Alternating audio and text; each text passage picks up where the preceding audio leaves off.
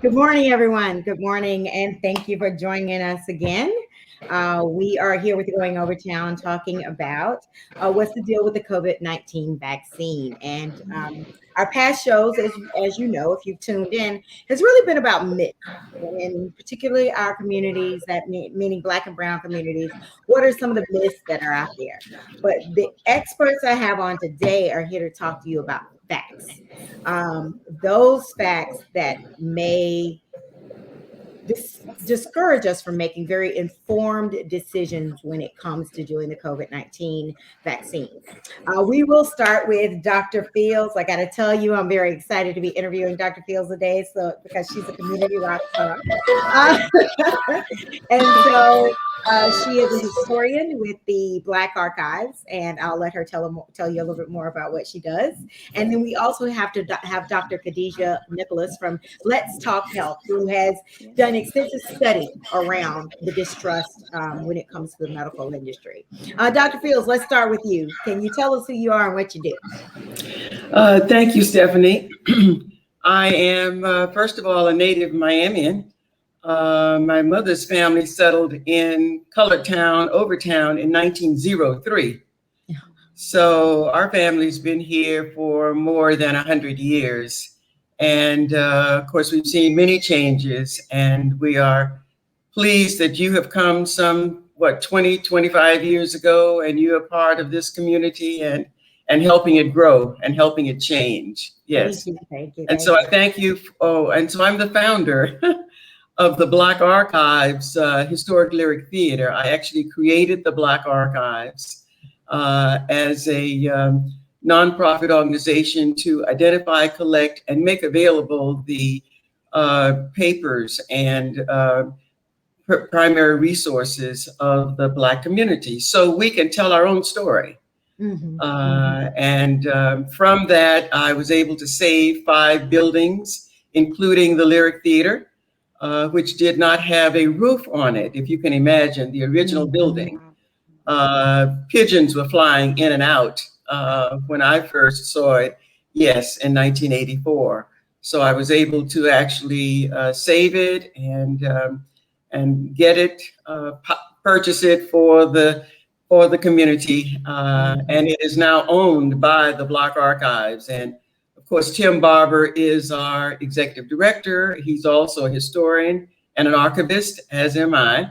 And with Camilla Pritchett doing a fantastic job of not only saving and protecting the records, but making them available to scholars and to researchers. And if you haven't heard about Lyric Live, which is the first Friday of every month, you need to know about it and go on Eventbrite and get your tickets right away, because this is a wonderful, wonderful activity for the entire community. Yes. So I thank you for the invitation to participate today. And I was going to say, it just brings back sort of the essence of what we were told was occurring in, what was then, Little Harlem, Little Broadway, the entertainment, the identity of the community. That's what I'm most excited about when I think about Lyric Live. Yes, yes. Well, Tim created that with a lot of other programs and is running it, and it is very exciting. Yes. And so I'm happy today to be here to talk about, you invited me to talk along with Dr. Nicholas about 2 topics. One, the historical concerns some in the African American community have with the medical industry caused by the Tuskegee experiment. Yes. Thank you. We're going to get into that. Can I ask Dr. Khadijah to give her introduction, and then we'll definitely probe some questions and that kind of stuff. There's some questions out there. Okay. Dr. Khadijah, can you tell us who you are and what you do? Yeah. So first and foremost, thank you so much for having me on your platform today. I am the founder of Let's Talk Health. I have a PhD in public health, and I have done my research extensively on medical distrust among African American women specifically. So this area of discussion is not only important to me, but it's something that I know a lot about, and I am just grateful to have the opportunity to just share my wealth of knowledge with you all. And I'm ready to just jump on in. Let's go. Okay, well, so we'll go ahead and talk about the elephant in the room. And Dr. Fields, you actually were about to kind of get into this a little bit. As I mentioned, our past shows have been about myths, some things that have been made up about the vaccine. But, you know, and I'll be the first one to say I was, you know, college educated woman, first to say, we have had a history in this country of using African Americans in experimental ways, violating our bodies, our commerce. You think of the Tuskegee experiment. You think of in the 1990s, we were doing studies on Black boys and aggression. In the 1980s, we were sterilizing Black and brown women against their knowledge. I mean, this has been, you know, centuries of just complete and utter violations of our health and wellness. And now we have a community of the medical industry saying, but trust us. How do we, you know, how do we do that? How do we get over the hump and say that we feel like you've got our best interest at heart when history has not demonstrated that to be the case? Dr. Khadija? I would like to say that it's going to be very difficult for anyone to trust the healthcare system unless there is healthcare reform. People have to feel comfortable knowing that the system that we're going to has our best interest at heart. And as you've mentioned, there have been previous or extensive studies in the past that have shown, or if it appears as though the health system does not care or does not have our interest at all. So why am I going to put my life on the line essentially and get this vaccination or do this or do that if I feel like you're not protecting me? And there needs to be a blatant conversation about healthcare policy, healthcare reform. And I think that's going to be the first step into allowing people to feel a little bit more warm and open and welcome to the idea of getting vaccinated or just even trusting the system in and of itself. And it just won't happen unless we see that policy reform is happening and healthcare leaders are making the effort to say, okay, let's look at the system we have in place now. What can we do to change it to include the people that represent or make up the United States? Well, Dr. Fields, you know, just in my brief research, and you're definitely much more versed at this, you know, there were some similarities in the audiences of people that have gone through these historical trials and tribulations, and there's some differences. Can you speak a little bit to maybe some of those differences of the gentleman in the Tuskegee experiment, you know, women who've been sterilized, women, you know, all that historical, there seemed to have been a type. Can you speak to that type and then maybe to those differences as well? Well, for the most part, we're talking about knowledge and consent. In all of those instances that you have mentioned, the people did not have the information. They were not informed. The Tuskegee situation, for instance, most of the men, in fact, none of the men, it is reported, had been to the doctor. They didn't have a doctor. They didn't have advocates. And they were sharecroppers who were, you know, working for their families and trying to improve the community, for whatever reason, had contracted syphilis and needed help. And they thought they were getting free medical care. Right. And they were being treated for what my grandmother used to call bad blood, which is just a general term that really doesn't have any meaning. So they didn't have the knowledge, they didn't have the advocacy, and they certainly did not give consent. And you know, that's the theme that runs through all of those situations that you mentioned earlier. So what's the protection mechanism then? Because we still are struggling with, you know, a population of people that are uninformed, that don't have doctors, that don't have advocates. But again, I'm saying, trust me, I've got your back. You know, well, at least this time, I would say that the information is available. The information is being distributed. You know, studies have been done.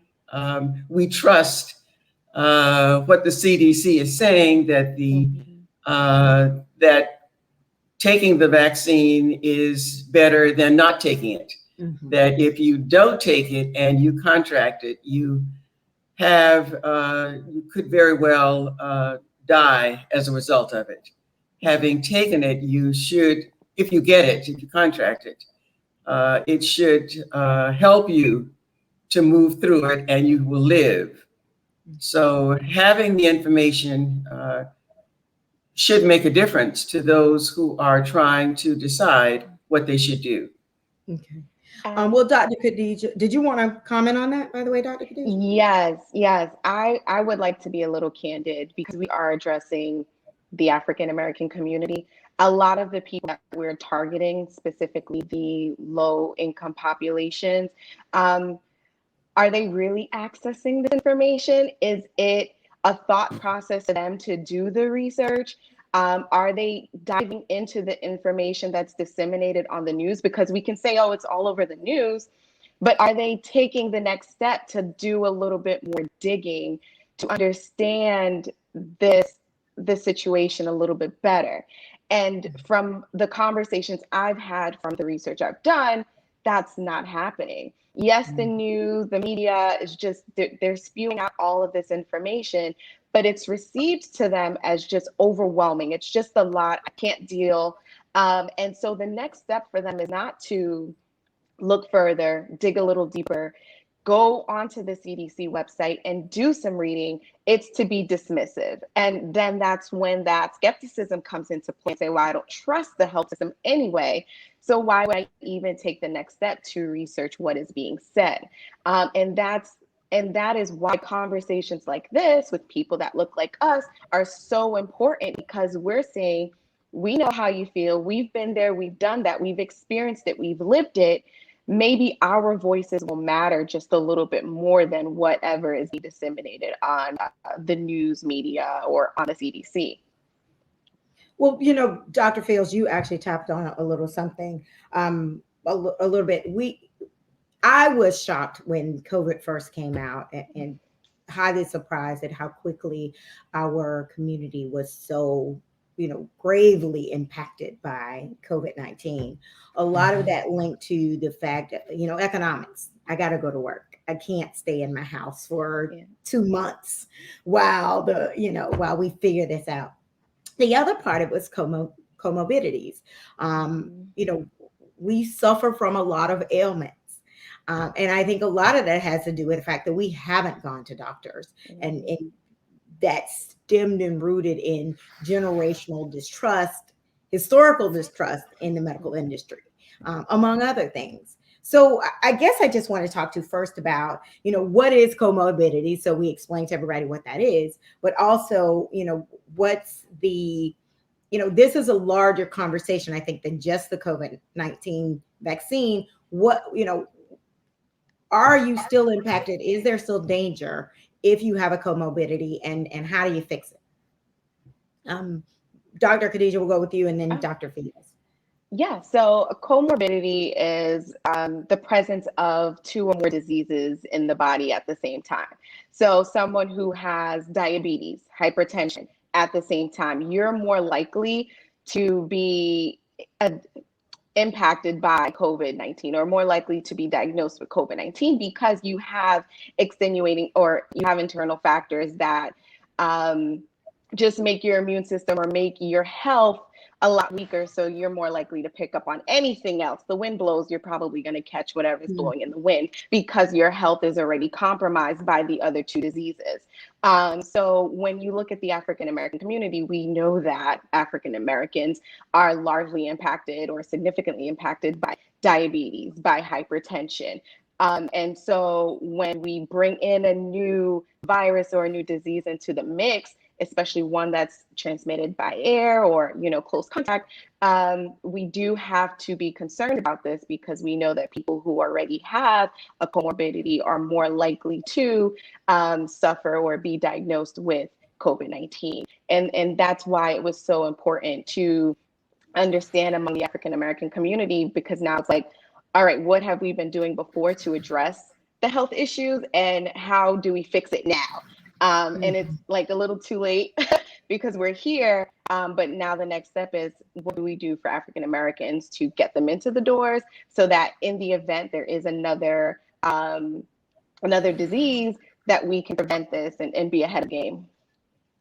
Dr. Fields, has this been, when you look at the health disparities and the distrust, is that a historical thing? And can you reflect on what have over the years been the conversations when it comes to the medical industry? And have you seen an evolution? Have you seen there to be a little bit more concern and desire to know more about your health needs in our community? Well, it's very interesting because in Overtown, starting in 1896, when the railroad came to Miami, was extended from Palm Beach to Miami, a Dr. Rivers was sent, I guess, with the Flagler company to help the men, and men mostly, who worked on the railroad. From the turn of the century, the 20th century, for the first 50 years, there was an abundance of medical doctors. By 1950, let's say, there were 8 medical doctors in Overtown. I'm talking about from 6th Street to 20th Street. Wow. From the railroad on the east to 7th Avenue. Okay. There were 8 medical small doctors. Territory, really. Yes, very small, but that was Colored Town, Overtown. And were they Black doctors? Oh, yes, all Black doctors. So board certified. I'll say it again. Board, Stephanie, board certified. Yes. So there was a little bit more trust there. Oh, yeah. I was giving you a good doctor.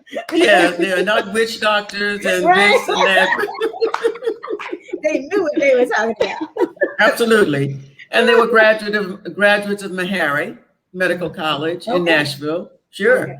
And one was a radiologist, because at the time, let's say he graduated from Meharry in early 1930s, came back to Miami and lived 2 blocks north of the Lyric Theater. Okay. Was and had his practice in his mother's living room. Like most of the doctors at that time practiced at home because you didn't have an office.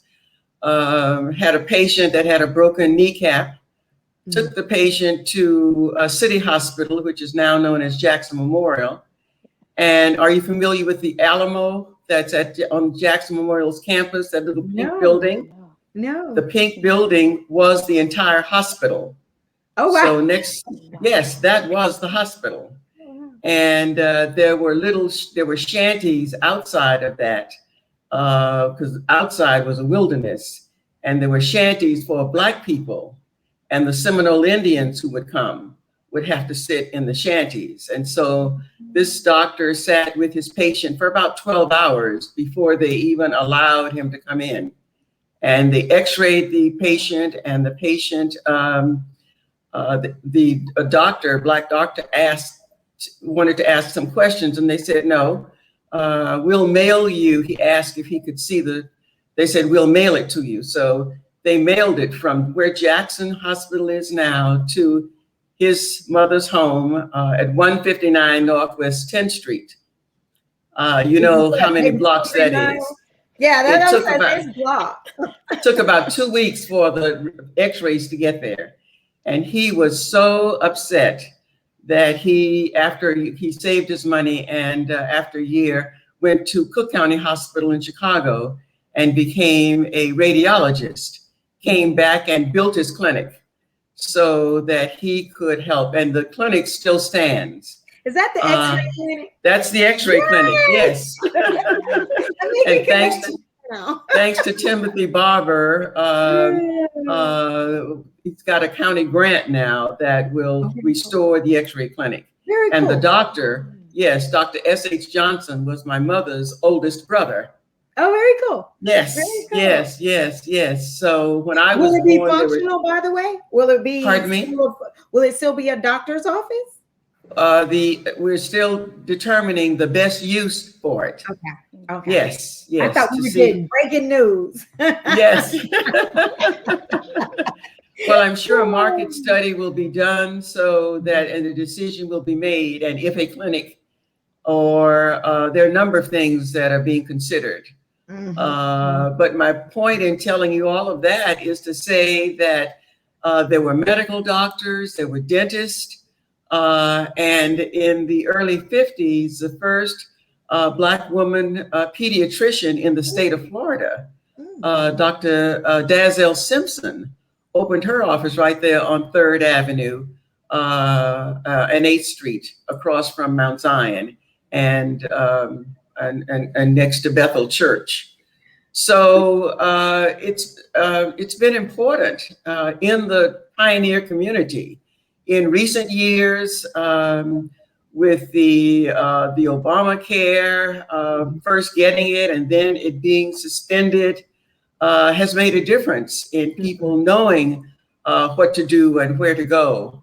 And the assistance, medical assistance has been quite limited. You did tap on something there that, definitely one, they had doctors that looked like them and probably might have been even their neighbors. Yeah, oh, definitely. And then, you could walk down the street because this is a community person. This is somebody, I say this about policing all the time. So I would imagine it's the same about the medical field. Somebody that I can touch and feel and see, and I've seen their children and our children have engaged is definitely someone, some will allay some of those concerns and fears, which sort of brings me back to maybe Dr. Khadijah. Has there been some conversation around that? Really bringing the medical industry sort of back into the neighborhood, back into the fold, so that this level of distrust can dissipate a bit. So the health education aspect of it they've been trying to do their best to get more Black and brown men and women into the doors, to go to med school, to go to nursing school, so that we can increase the number of people we have in that field representing us. It's one thing to open up a facility within our community, but who's in the facility? Do we trust the people that are there? Do they look like us? Do they understand that when I say my back aches, it's really a chest thing? Are they culturally aware of how we speak, what we do, what this means? And so the focus right now is to get more Black and brown young women and men into the doors, get them into med schools. There have been a lot more scholarships and things like that happening to kind of incentivize people to join this profession. And that's one step. Another step is really to, when we're understanding the rich historical basis for which African Americans are hesitant about the health system, we not only have to look at the things that happened in the past, like the Tuskegee experiment, but we also have to look at the context today. What's happening today, even with COVID vaccine, even with this whole process, there was the French government who stated that we should test Africans, or we should do the trial in Africa and test African prostitutes. So wait, so we didn't get over this hurdle? We're still trying to use Black people as the guinea pig without our consent? And that's, we had someone local say that. Yeah. Black people, but okay. Right. Like, so yeah, it's great that we're going to get more, Black and brown people into the door and get them into the health space so they can be our doctors and our nurses.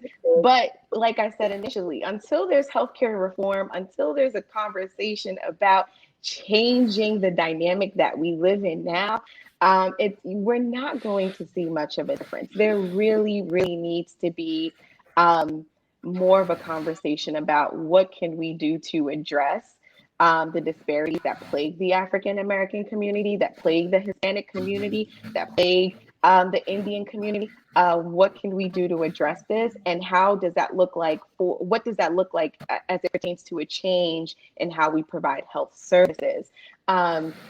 And so they could do whatever they want to do, but Black people are still not going to walk into that clinic unless they know the system is going to be built for them. The system is going to support them. Right. So have you ladies been vaccinated, if you don't mind me being nosy? Yes. And if so, why? So initially, I was one of those people that when COVID-19 first came out, I will admit, I was one of those people that said, oh, it's not going to touch us Black folks. We're good. We're safe. We don't got nothing to worry about. And then bam, we are significantly impacted by COVID-19. And I said, I don't trust the vaccine so much. But then when you do your research and you look at how other vaccines are built, how even the flu vaccine was built, there's trial and error. We go through it. There's something new. We don't know how to combat it. We have to do research. There's going to be a trial and error phase. We get it because nothing is going to be perfect the first time out. And so it's going to take time to perfect the vaccination. It's happened with every single vaccine we received in our lives. So what makes this any differently? If we're okay from those vaccines, the MMR, the smallpox, the chickenpox, if we're okay from that, we'll be okay with this. And I had to have that discussion with myself. And once I realized that, and I was just like, all right, girl, let's just do it. And here I am today, alive and well. Dr. Fields, why did you make the decision if you made Well, my first vaccination was at Christian Hospital when it was located on 13th Street in Overtown. Most people know about Christian Hospital in Brownsville, but it actually started in Overtown by Dr. Sawyer. And so vaccinations of them, and with my uncles being doctors, there was no question that you would take them. When it was time, let's see, in January of this year, when they started rolling out the vaccine, I did think about it. Because it was so new, because it was so new, that's all I can say. There was hesitation. But by February, I was signed up.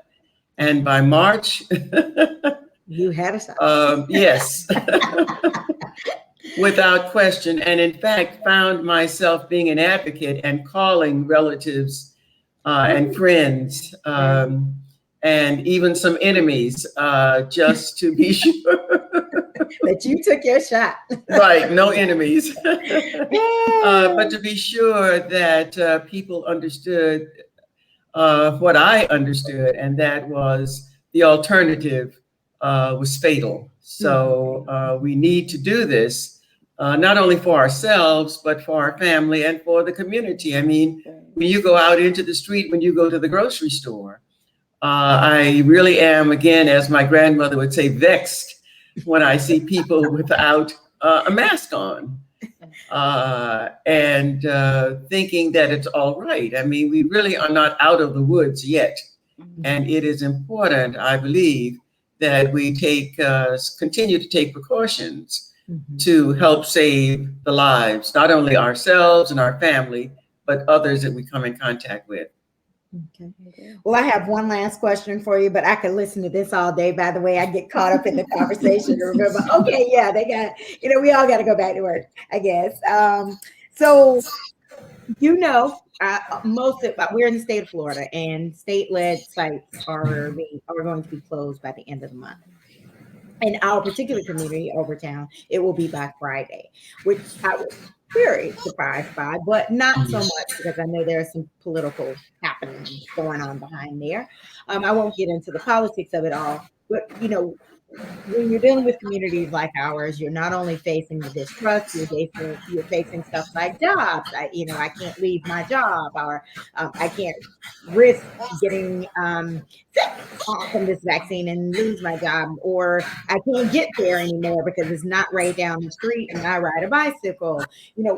What are some of the what now? What do we recommend to our folks to think about when it's time for them to really make a serious, informed decision? What are the things and the key tips you'd like for them to take away, both of you to like for them to take away, to really make this an urgent scenario, even with the inconvenience? I'll let you take this, Go Dr. Fields. ahead, Dr. Khadij. Oh, we're going to start it. Yeah. Go ahead, Dr. Fields. Well, it's unfortunate that the sites are being closed, but I would imagine that there will still be some at the hospital. I don't know.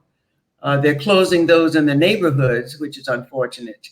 But I would imagine that the hospitals will still have them. I would hope that the churches would get involved again. There was a time that the churches were pushing for it, and some churches offered it.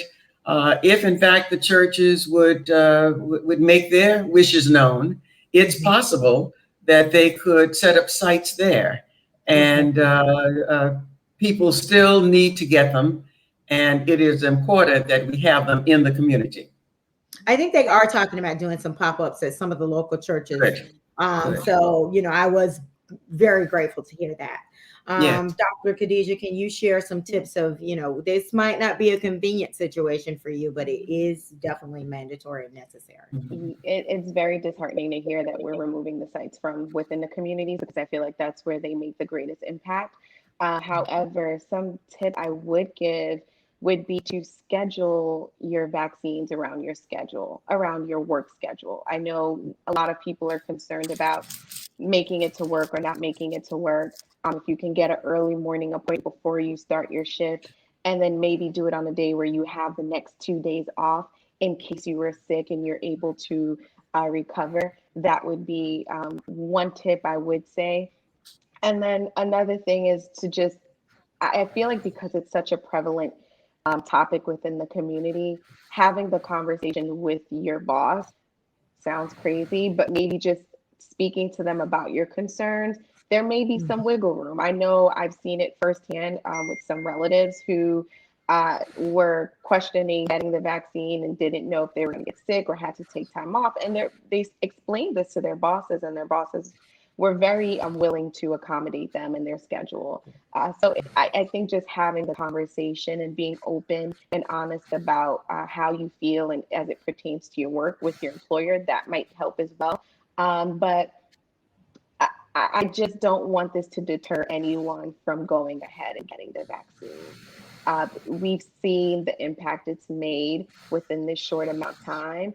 And we've seen the numbers decrease significantly, although in Miami, they're starting to go back up. But we've seen the impact it has made. And I don't want us to get relaxed or forget about that and then resort back to old ways or just dismiss the vaccine. So I do suggest, having the communication with your employers or maybe with the daycare or whoever it is you need to speak to make your arrangements.